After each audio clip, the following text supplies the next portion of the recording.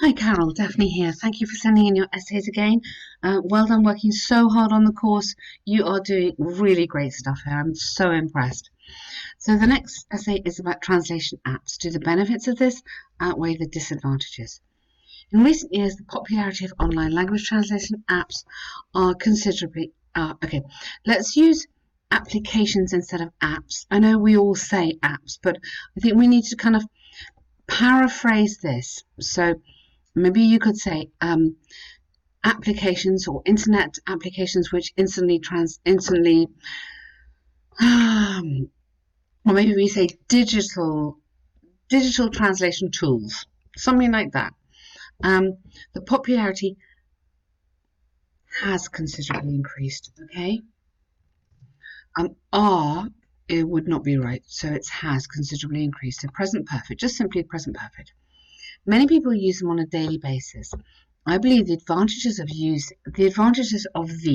so you don't need to repeat that, take that out, are far more than the disadvantages. Or you could say the advantages outweigh. It's quite a nice verb, quite useful. Outweigh. Okay? Literally means it's a heavier than from weigh something. This essay will discuss both sides using examples from Hong Kong. Perfect. Really nice intro, very clear. On the one hand, there's ample evidence, either evidence that or about. Okay? The benefits of using translation apps. Oh, sorry, hang on. Let me be clearer on this one. About, then, in that case. Ample evidence about the benefits of using translation apps. Okay, if you want to use that, by the way, you could say ample evidence that the benefits of using online translation apps are numerous or are varied and are varied, something like that. But go with what you've got. Sorry, ample evidence about the benefits of using online translation apps. The central reason behind this is twofold. Firstly, language boundaries, plural here, IES, can be eliminated. Don't repeat that, you don't need that, because people can talk easily or more easily to foreigners who only understand another language. Excellent. Secondly, it enhances an effective communication. You don't need just have effective communication in some specific occupations. For example, recent empirical research by the Hong Kong Hospital Authority demonstrated that over 80% of their frontline staff, normally we just have that without the S, had been using translation apps to communicate with patients or their relatives who did not speak Chinese or English. Good, really good. Therefore, it's conclusively clear that translation apps play an important role in many people's communication process. Absolutely fantastic. Well done. Really, really nice paragraph. Very clear. On the other hand, although a lot of people found translation apps improve their social ability, the impact of this cannot be overlooked. Okay, for me, I think you need the negative impact.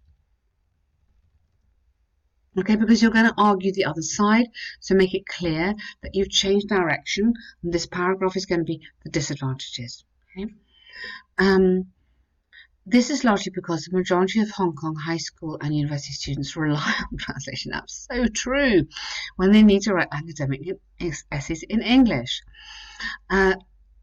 They take the fast track to their assignment done in a few seconds. However, the English proficiency is highly affected. Okay, maybe instead of highly, which suggests good, I would go significantly affected and compromised.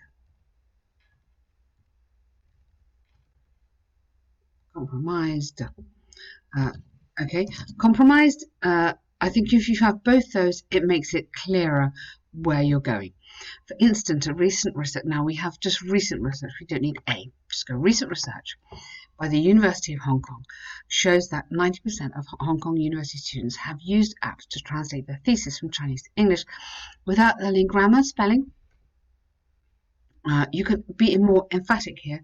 Either grammar or vocabulary. Oh my goodness, sort of thing. Thus, it's possible to state beyond doubt that these tools, let's not keep on repeating this, these tools could hinder students from learning other languages if they overly depend on them. Good. Okay. You could say here, despite their usefulness. Okay, so you're kind of just referring back to this. Yeah, they're good, but they have a danger. To conclude from the examples and arguments given, I firmly believe that online translation apps are beneficial to a lot of. Don't use a lot of in an academic essay. Many, the majority of people, when they communicate with others who speak an uncommon language, good. However, now, uncommon or unknown or unfamiliar. I'm changing this because uncommon is really, really unusual, but you could have unfamiliar, which is slightly different. So Chinese is not uncommon, but for me, it is unfamiliar. Okay, do you see the difference there? However, excessive use of these apps may prevent, not avoid, wrong word there, prevent people from learning new languages. It's predicted that translation apps will become even more popular in the future, while its impacts on language learning should be addressed by educational authorities. Fantastic. Really, really nice. It's a very, very good essay. Well done. Very clear. You're writing very naturally. You can hear that for me it's easy to read. So that means that your coherence is really good. Your task achievement, you've absolutely answered the task. Grammar's looking excellent, and vocabulary, as always, really, really good. Very nice task. Really good stuff here. It's quite long if you want to cut anything, just these little repetitions. Translation apps, just take some of that out. Use a pronoun instead. Now, this is seriously good. They're difficult, these tasks. Sometimes it's difficult, like, people have too many words in them, and you've done this very cleanly, I think is the best word I can use. The pie chart shows the popularity of 7 school subjects in Germany in 2017. Okay.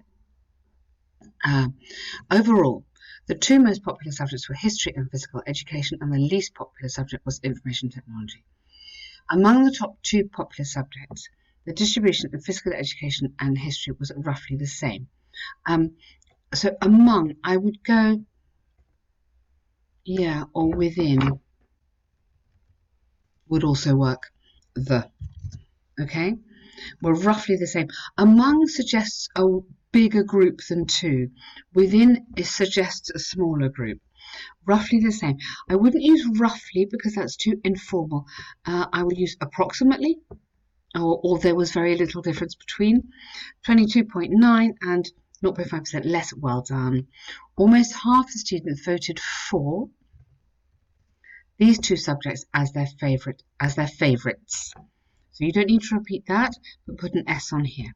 Excellent paragraph. Comparatively, maths and physics were slightly less popular, as or ranked instead of which. Maybe just put ranked. Ranking. So that could go, and then so that would go, and then that would go. Ranking the 3rd and 4th places in popularity, and then you're giving me the respectively. Yep, these 2 subjects added together, past tense, with PE and history occupied over 3/4 of the whole pie chart. Yes, I think that's really important information, and you've said it beautifully.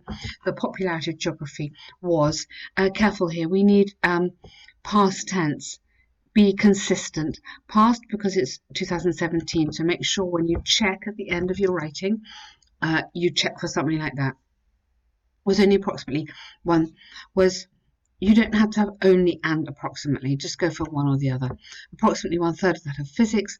Very nice comparative structures here, which consisted of 6.4, whereas a similar figure was seen in biology, only 0.5 higher.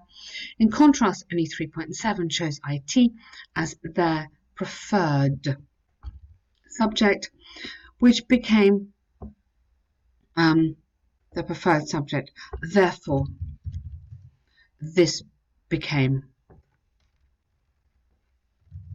the least popular of all. The number of students who chose PE was, again past tense, over sixfold that of, now great using sixfold, but you just have sixfold that of information technology. Carol, wow, super good. Okay, this is honestly one of the best responses I've read to this. A lot of people get in a real confusion. What do I talk about and how do I do it and everything, but you've done that really clearly. Excellent, really good work. Fantastic, thank you, great stuff.